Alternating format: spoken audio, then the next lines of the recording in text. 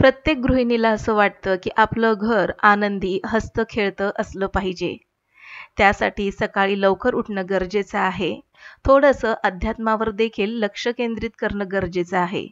कारण की खरी सुरुवात सकारात्मकतेपासूनच होते. आणि म्हणून आपण ज्या कोणत्या देवदेवतेला मानत असाल, त्यांच्यापुढे नमन करणं तितकंच गरजेचं आहे. मग ते आपले आई-वडील जरी असले, तरी पहिल्यांदा आपण आपल्या आई-वडिलांना नमन केलं पाहिजे.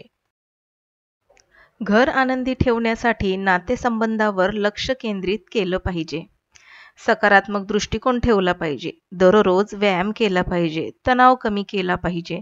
तसेच घरामध्ये सकारात्मक ऊर्जा निर्माण करण्यासाठी आणि घरात शांत व आनंदी वातावरण राहण्यासाठी योग्य ती साफसफाई करणं देखील महत्त्वाचं आहे आणि सोबतच आपल्या घरामध्ये भरपूर असा उजेड येणं देखील तितकंच गरजेचं आहे. घर आनंदी ठेवण्यासाठी सगळ्यात पहिल्यांदा सकारात्मक नातेसंबंध वाढवलं पाहिजे. म्हणजे नेमकं काय? कुटुंबातील आणि मित्रमंडळीमधील संबंधांना महत्त्व दिलं पाहिजे. कारण हे आनंदी जीवनाचे एक महत्त्वाचं कारण आहे. दुसरं महत्त्वाचं कारण म्हणजे सकारात्मक दृष्टिकोन ठेवला पाहिजे. जीवनाकडे सकारात्मक दृष्टिकोन ठेवल्याने निराशा कमी होते व आनंद वाढतो. जसं की एखादं काम करायचं आहे आणि काम करण्याच्या सुरुवातीलाच आपल्याला ते काम झालं नाही, तर त्याआधी खूप साऱ्या निगेटिव्ह वाइब्स आपल्याला यायला लागतात. असं झालं नाही तर असं होऊ शकतं. तसं नाही केलं तर हे होऊ शकतं. अशा प्रकारे ते काम सुरू होण्याच्या आधीच इतके सारे नकारात्मक विचार आपल्या डोक्यामध्ये येतात आणि मग एक पाऊल ज्यावेळेस आपण उचलणार असतो, त्याच वेळेस तो मागे घेण्यासाठी हजार नकारात्मक विचार आपल्या डोक्यामध्ये येतात. आणि म्हणून आपल्या मनाच्या डिक्शनरीमध्ये नाही, नको, नव्हे हे असे नकारात्मक शब्द कायमस्वरूपाचे काढून टाकले पाहिजेत आणि त्याला थोडीशी एक बगल दिली पाहिजे. माझ्यासारखे या जगामध्ये भरपूर सारे व्यक्ती आहेत, ते हे काम करतातच. मग मी केलं तर असं इतकं काय वेगळं होणार आहे? त्याच्यामुळे हे काम मला करणं गरजेचं आहे. मी ते 100% पूर्ण करेन आणि पूर्ण विश्वासाने ते काम पूर्ण करण्याचा प्रयत्न करेन. असं ज्यावेळेस मी करेनच असं आपण ठामपणे आपल्या मनाला समजावून सांगतो ना, त्यावेळेस बघा काय जादू होते.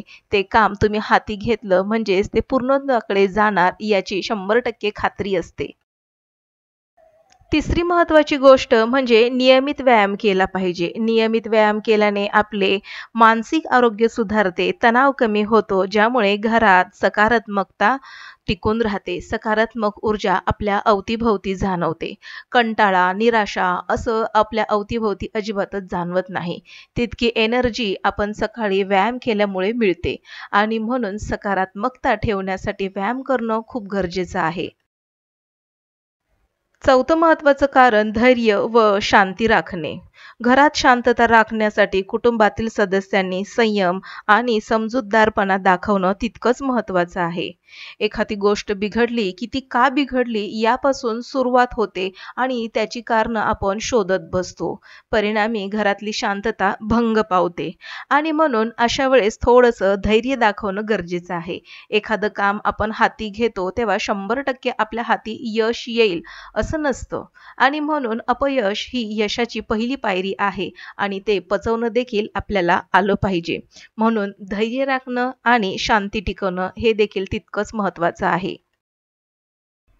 पाचवी महत्त्वाची गोष्ट घरात सकारात्मक वातावरण टिकवून ठेवण्यासाठी, घरामध्ये आनंददायी वातावरण ठेवण्यासाठी आपल्या घरामध्ये वस्तूंची मांडणी, सजावट वेळेनुसार योग्य प्रकाश योजना आपण करू शकतो.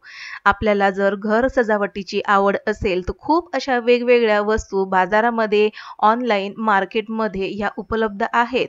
आपल्या बजेटनुसार आपण या वस्तू आणून आपलं घर सजवू शकतो आणि त्याने आपण आपलं मन आणि घर आनंदी करण्याचा प्रयत्न नक्कीच करू शकतो. फक्त इतकंच नाही, तर आपलं मन आनंदी राहण्यासाठी अशा काही गोष्टी आपण केल्या पाहिजेत, की ज्याच्यामुळे आपल्या मनाला खरंच खूप आनंद मिळेल. जसं की आवडीचं संगीत ऐकणे, वेगवेगळी पुस्तकं वाचणे, वेगवेगळे सिनेमे पाहणे, सीरियल पाहणे किंवा मग आपल्या मित्रांबरोबर, मैत्रिणींबरोबर गप्पागोष्टी करणे, आपल्या आवडीच्या व्यक्तीसोबत वेळ घालवणे, मुलांसोबत वेळ घालवणे, हे तितकंच महत्त्वाचं आहे आनंदी घर ठेवण्यासाठी. 6वी महत्त्वाची गोष्ट, सकाळची सुरुवात ही सकारात्मक पद्धतीने केली पाहिजे. नाही, नको हे असे शब्द आपल्या अवतीभोवती बोलणाऱ्या माणसांना देखील आपण त्यांना बजावून सांगितलं पाहिजे, की अशा पद्धतीने ही शब्द जे आहेत ते आपण उच्चारू नये. कारण की त्यामुळे ते काम होण्यापेक्षा ते न होण्याकडे त्याचा कल जास्त असतो आणि म्हणून सकारात्मक विचारांनी सुरुवात केली पाहिजे. थोडंसं ध्यान करणं, मेडिटेशन करणं, दिवसभर 7वी महत्त्वाची गोष्ट, छोट्या-छोट्या गोष्टींमध्ये आपण आनंद शोधला पाहिजे. आनंद हा कुठल्या दुकानामध्ये मिळत नाही किंवा तो विकत घेता देखील येत नाही आणि म्हणून छोट्या-छोट्या गोष्टींमध्ये आपण आनंद शोधण्याचा प्रयत्न केला पाहिजे.